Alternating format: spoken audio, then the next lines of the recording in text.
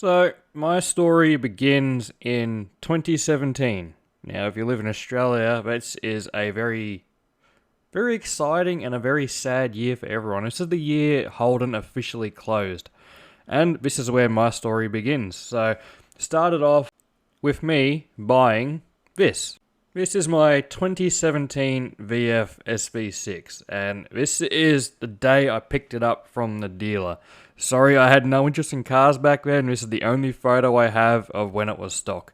It took me about a year and a half for me to really start getting into cars. When I realised what I actually had my hands on when Holden officially went, being the last of the Commodores, this is where the rabbit hole sort of opened up for me. This is where I started doing mods. Now, it started pretty simply. Obviously, you can see the red, the silver. Doesn't blend, that had to change. So my first step was painting the wheels. Then after that, I painted the side vents, and then I painted the boot wing. And that's how it sat for probably the good part of a year. Then I got around to doing the calipers, which are still on the car today. New video coming soon on that. Now, after this point, this is where the rabbit hole turned into a bloody sinkhole. I went gun-ho after this. I really started getting into it. So my first step for power, I did what most people with VFs do. Let's be honest. I did the OTR, I did the exhaust, I did a tune, did a 20% underdriven pulley kit, and the tune that made was 238 rear wheel kilowatt and 505 newton meters. Did not believe those numbers whatsoever. And this is where I made the decision to add a little bit of boost. After all, what doesn't boost fix? Or break, depends how you look at it. So I hit up my good old mate at RevHigh. This is my first time meeting him. And we started organising a plan to chuck the Pro Charger on the car that you see today. Now, with this Pro Charger kit, we went through a few tune revisions. First was 296 and I think it was 580 newton meters. That was okay. We had a few minor issues, but we worked those out. Then after that, we changed plugs one step colder, we changed coils, all that, and then we made 315 and 700 newton meters. The 700 newton meters was a bit on the edge. It was playing up with the transmission a little bit. And after this point, this is where we found the boost leak that I made my previous video on, and you've seen what that tune made. So in this current stage, we're sitting at 325 rear wheel kilowatts and 615 newton meters. Plenty enough for now, but you know, all things have to change. We are chasing more, so I'm currently working on getting the car ready for that. So big brakes, LSD, all the rest of it. So that's going to be coming in the future. Now, if you've been following my channel, which if you're watching this video, I'm assuming you have, you might be wondering, what do I drive as a daily? Because you've seen the car in its prime and it never has a bloody dent or a scratch or anything on it. Obviously, it's not daily driven. Well, it's not. And in this video, I'm going to explain to you what I drive daily and what my new project is. So, here we go.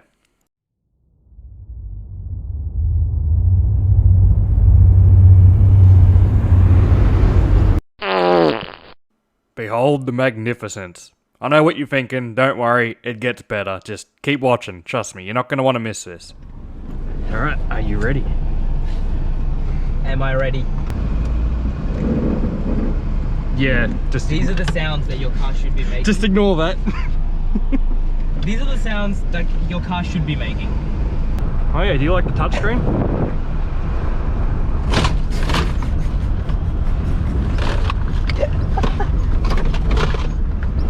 Don't need that where we're going. Well, great start.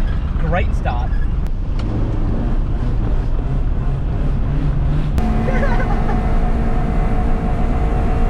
VTEC, VTEC, VTEC.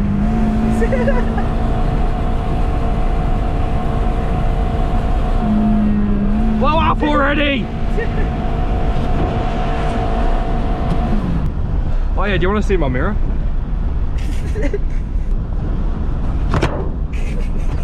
Problem solved. Problem solved.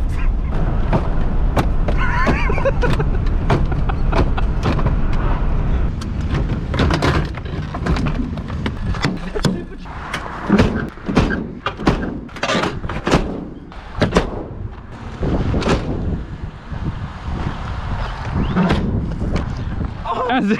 Come on. With a bit of care and love. That's what this car needs, just care and love. Identifies colours as well. What the fuck's that meant to be? Now, you gotta close this with carefulness.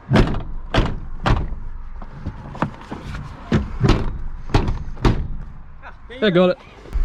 You wanna see a skid? Let's go.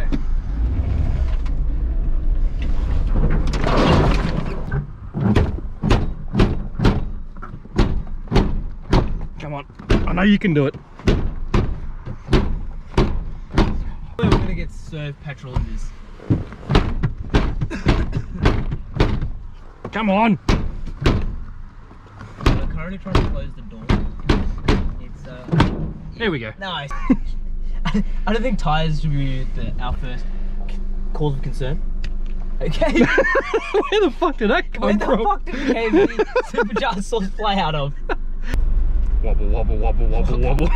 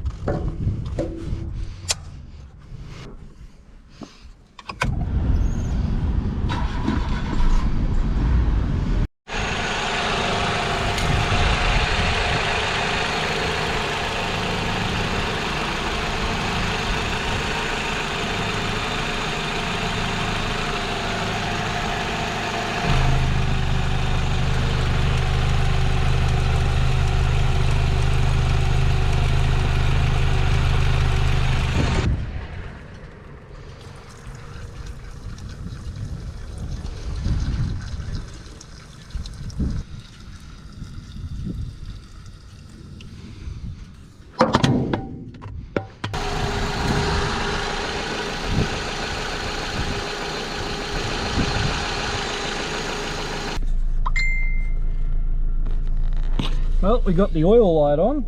That's a start. Somehow the temps are fucking stable. Don't ask me how.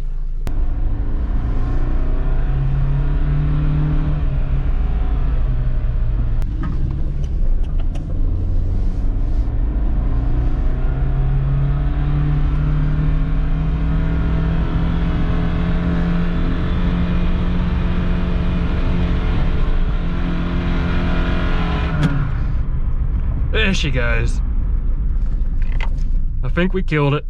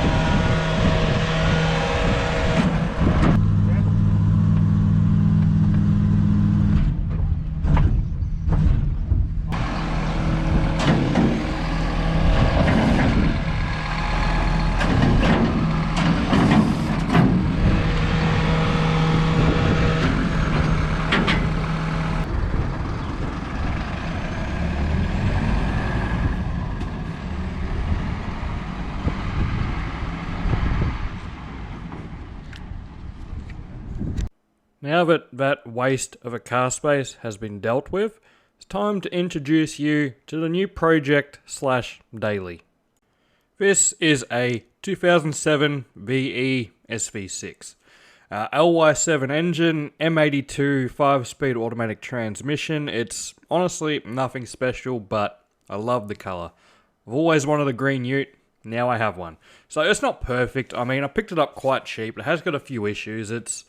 The headlights need restoring. The back tailgate's been bashed in, but I can fix that, so that doesn't bother me. There's no headlight, no headliner.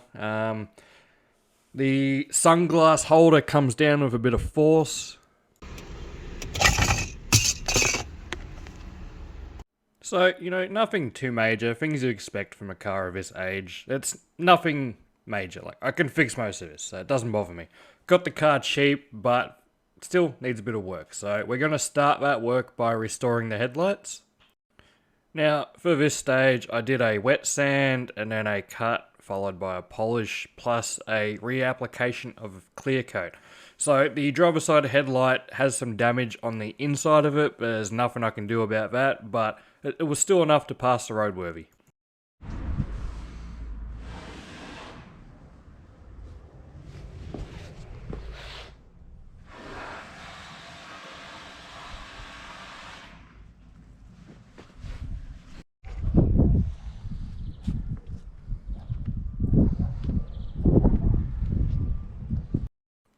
The next step of this was to swap out the silver wheels. Now, I'm sure on some cars they look good, but when you have a bright coloured car like this, it's my opinion you have to break up the brightness a little bit. So I chose the black wheels that originally came on my VF.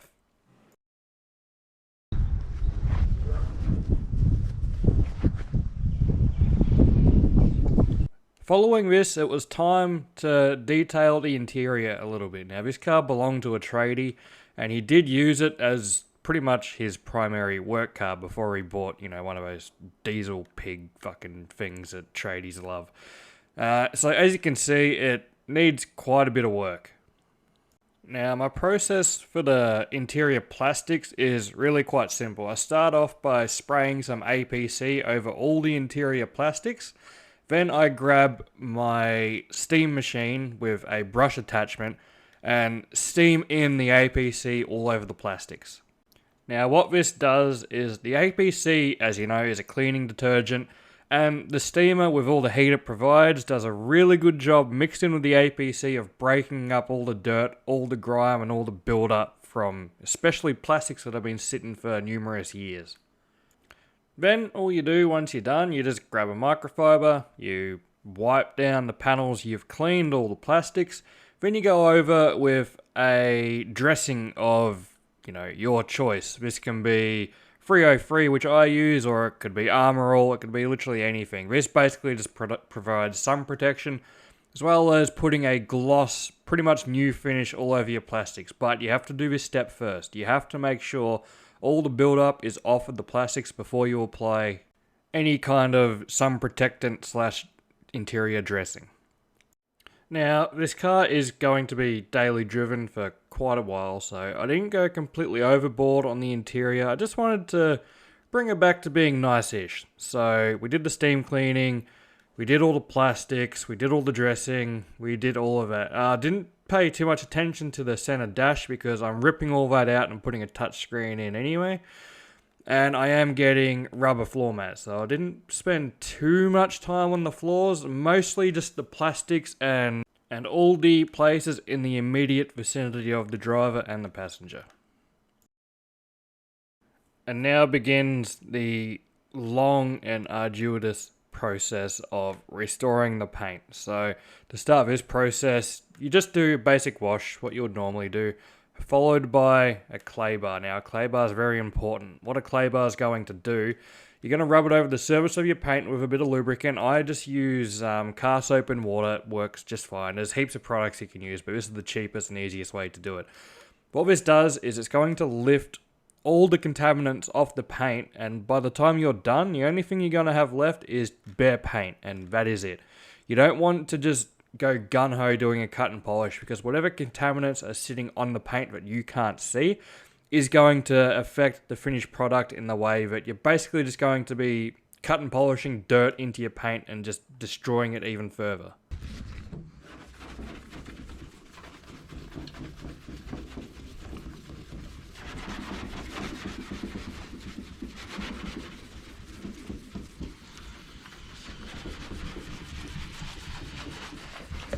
Now, I'm sure in that last clip you could physically hear the amount of contaminants on this paint.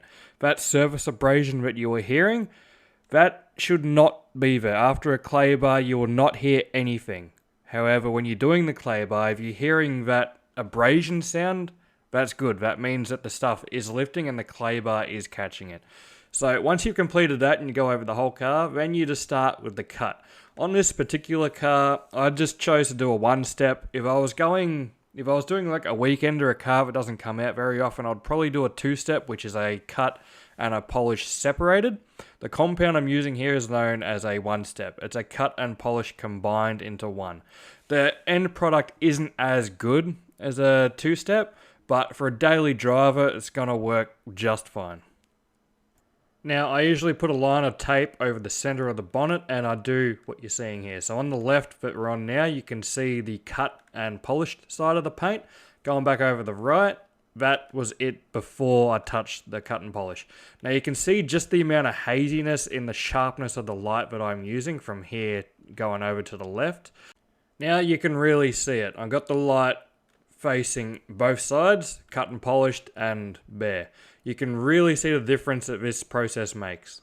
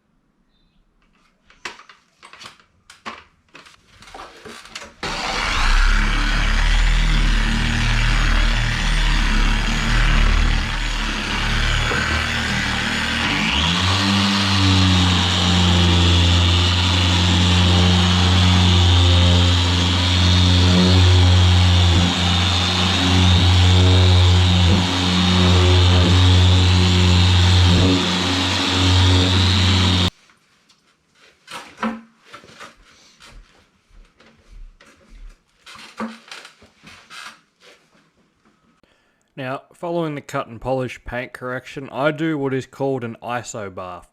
Basically, you just get a rag, or not a rag, a microfiber. You don't want to be scratching your paint using a rag. Spray isopropyl alcohol on, and just give the car a wipe down. This is gonna dissolve and get rid of any leftover material on the paint. So once again, you're left with nothing but bare paint. The purpose of this is to get rid of all the contaminants once again after doing the cut and polish, because it will leave residue after a cut and polish. So you want to get all that off the paint for getting ready for your ceramic coating or your paint protection process, depending on what you choose to go with. Now, the paint protection I chose to go with is called 303 Graphene Nano Spray. It's a graphene-based ceramic coating, and it's very easy to apply. All you do is you grab either a microfiber towel, or in my case, I just use an old polishing pad from my DA polisher. Spray some on, and you basically just do a crisscross pattern over your paint. You let it sit to dry for 20-30 minutes, it will go white, and then you just buff it off with a buffing towel, and you're done. Nice and simple. And it lasts up to a year, and takes minimal effort to apply, as you can see here. This is literally all you do.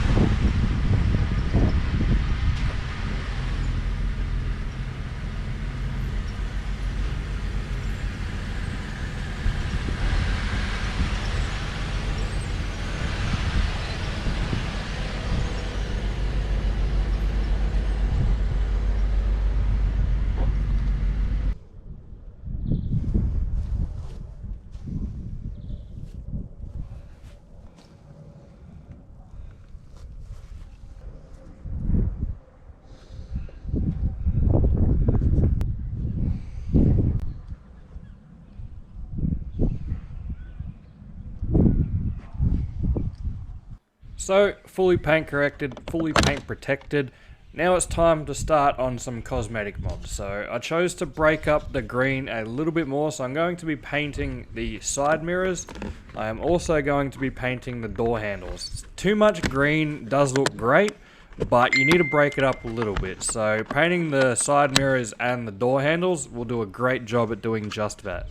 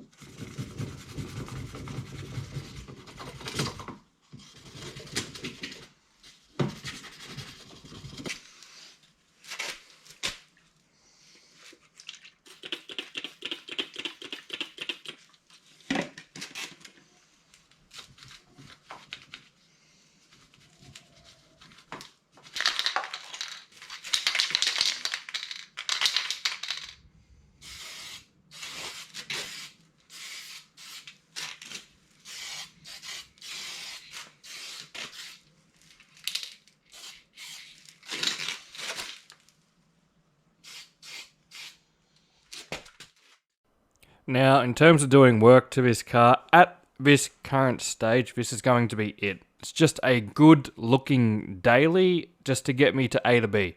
I didn't want anything special. If I got another VF, I would feel bad about driving it every day and ruining it. A VE, who cares? They're cheap. And I got this car cheap as, so it is what it is. Now, the future plans for this car, I have two options. I have a 7-litre LS7 crate motor, but I haven't put in anything. I've owned it for years, but never done anything with it. I can either do that, or what I would like to do is put a single snail on this LY7 engine, see how long it takes us to either send a rod into orbit or stretch the chains, and then LS7 swap it. I'm not sure what direction to take, so I might leave it up to you in the comments. What would you like to see done to this car down the track in the future? But with the colour that this car is, the bright green, had to break it up a bit. If it was a darker colour like a brown, a black, or a blue, I would do it a little bit differently. But, like I said, my opinion is the brighter coloured cars, you got to break them up by adding a little bit of black accent. And I think I pulled it off quite well on this car.